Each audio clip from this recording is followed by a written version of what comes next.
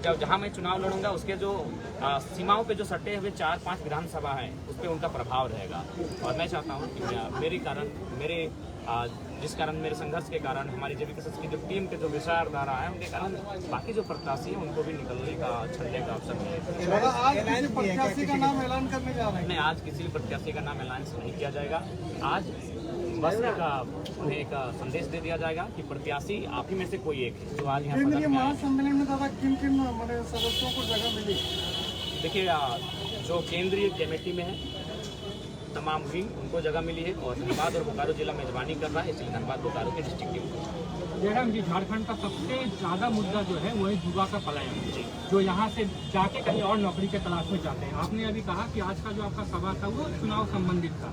अगर जेबीकेएस से सत्ता में आती है, अगर सत्ता की बागडोर जयराम महतो के हाथ में आती है, तो ये पलायन को रोकने के लिए, झारखंडी युवा को झारखंड में रोजगार दिलाने के लिए आप क्या करेंगे? हाँ, सबसे पहली बात देखिए, अगर आप झारखंड को जानते हैं तो प्रमुखतः एक सरकारी नौकरियों के अलावा 2 सेक्टर हैं जहाँ हम लोग रोजगार को सृजन करते हैं, एक औद्योगिक क्षेत्र और एक माइंस का क्षेत्र। तो उसके लिए एक उद्योग की नीति बेहतर होनी चाहिए और माइंस यानी जो कोल इंडिया है उनकी जो नीतियाँ हैं वो बेहतर होनी चाहिए। तो उसके लिए हम लोग केंद्र को प्रस्ताव करेंगे, इस राज्य का संदेश केंद्र तक भेजेंगे कि अगर हम 40% खनिज संपदा आपको देते हैं तो आप जो भी नियम बनाते हैं माइंस को लेकर, जो भी नियम बनाते हैं कंपनी एक्ट को लेकर, वह उस राज्य के मूलवासियों के लिए जो जमीन दान करते हैं उनके लिए सुरक्षित हो। दूसरी बात, जो पलायन का विषय है, नो डाउट पलायन एक गंभीर विषय है, उस पर हम लोग वैकल्पिक मार्ग लेकर आएंगे। हम लोग छोटे छोटे लघु उद्योग, मोटर उद्योग की स्थापना करेंगे जिनके माध्यम से युवाओं को स्किल का ट्रेंड किया जाएगा, उसके माध्यम से उनमें क्वालिटी डेवलपमेंट होगा, उसके कारण उनको आगे चलकर अपनी किसी रोजगार को किसी सेक्टर में अपने आप को स्थापित करने में असुविधा ना हो। हम लोग पर्यटन को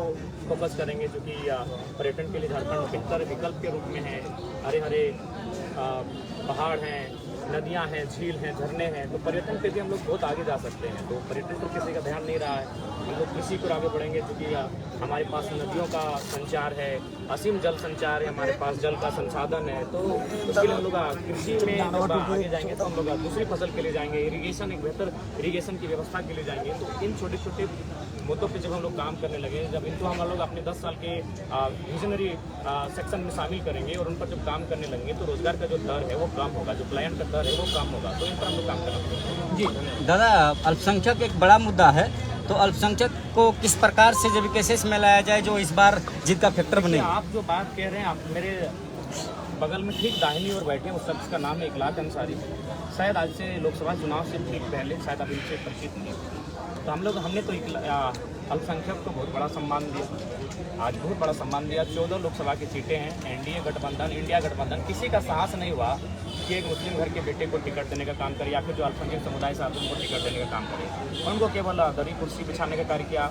उन्होंने उनसे अगर वोट भी लिया तो मजबूरी में लिया कि मजबूर होकर उन्हें वोट करे, लेकिन हमने मजबूती देने का काम किया। आज इकलाक अंसारी 80,000 लेकर आए हैं, तीसरे नंबर पर हैं, लेकिन प्रत्येक दिन कम से कम 8 मामलों का सॉर्ट आउट करते हैं, चाहे वो मामला थाना से संबंधित हो, चाहे वो मामला प्रखंड से संबंधित हो, चाहे वो मामला कोई कंपनी से संबंधित हो। तो 80,000 वोट में अगर ये 8 मामलों को सॉर्ट आउट कर रहे हैं, तो अगर ऐसे लोग अगर आगे आएंगे तो सोचिए कितने मामलों का निष्पादन करेंगे। जयराम जी, एक बड़ी सवाल कि आज के जिस सम्मेलन का आप किए उसमें से एक सवाल उठाया जाएगा ऑपोजिशन की तरफ से कि जो खेत खलियान में सभा करते थे आज जो है टाउन हॉल में करने लगे, क्या कहिएगा? देखिए, कुछ चीज़ों का आपको सिस्टम में ढालना पड़ता है। नो डाउट हम भी भविष्य में प्रयास करेंगे कि आज टाउन हॉल की जो व्यवस्था है, ये पारसनाथ पहाड़ या फिर जुमरा पहाड़ के आसपास जब हम सरकार में आएंगे तो हम सबसे पहले तो हम लोग एक प्रयास करेंगे कि शानदार जितने एरिया में टाउन हॉल फैला है, इससे इसी आसपास के एरिया में सेम चारों तरफ पेड़ लगाएंगे और उन पेड़ों का आकार ऐसा बनाएंगे जो टाउन हॉल के रूप में बने। और जो हमारा मंच होगा वहाँ प्रयास करेंगे वो चट्टानों के आसपास का मंच होगा। ये सीरियसली हम बोल रहे हैं, अगर हम लोग आते हैं तो हम लोग ऐसे एक क्षेत्र को, मैंने भी वहाँ आकर इस बात का अनुभव किया, मैंने अपने आप को उस मंच में अनकम्फर्ट भी महसूस किया कि मैं इन मंचों के लिए नहीं बना हूँ। लेकिन चूँकि कुछ प्रोटोकॉल हैं, अब जब आप पार्टी चलाते हैं और जब आप पूरे देश में चर्चा का विषय बनते हैं तो कुछ चीज़ों को जो आपके प्रोटोकॉल में नहीं आपको करना पड़ता है, लेकिन भविष्य में हम लोग उसे अपने प्रोटोकॉल में लाने का प्रयास करेंगे और इस प्रकार की व्यवस्था पारसनाथ जुमरा पहाड़ के लिए।